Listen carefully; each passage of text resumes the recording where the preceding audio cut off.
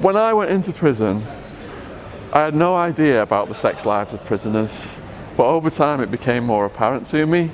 So as a straight person, I was told by some bisexual people in there that, you know, after 5 years, you will be getting blowjobs from transgender prisoners. That's normal, and that's not considered going out of the straight context, because you're just receiving the blowjob from the transgender prisoner.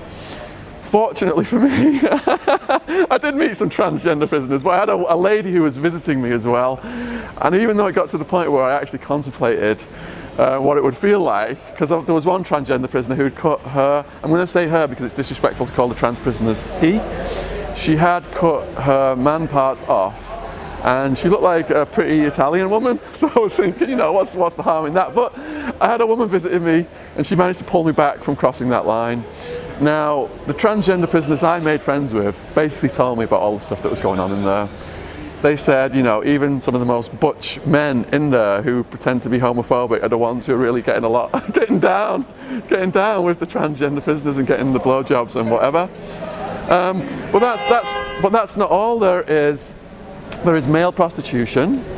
If you become a punk, if you're turned out by a prisoner when you first go in, the prisoners tend to pick on the young people, fresh-faced youngsters coming in, and turn them out, get them in debt and say they owe sexual favours.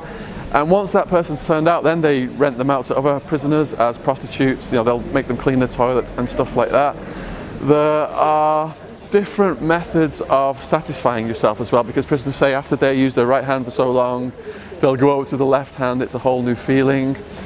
There is also pocket punang, which is like a cloth and soap and lotion and in hot water, and they'll put that around their man parts and masturbate and try and replicate the feeling of the female parts with that. There are people in relationships in there. People will try and get cellmates together so that they can you know, have their sexual relationship in the cell at night when people aren't around. But in general, the transgender prisoners told me if you are gay and you're going in, it's best to keep it secret, because otherwise you're going to get exploited. So it just blew my mind about the various ways of sexual gratification that I discovered people were engaging in prison, yes.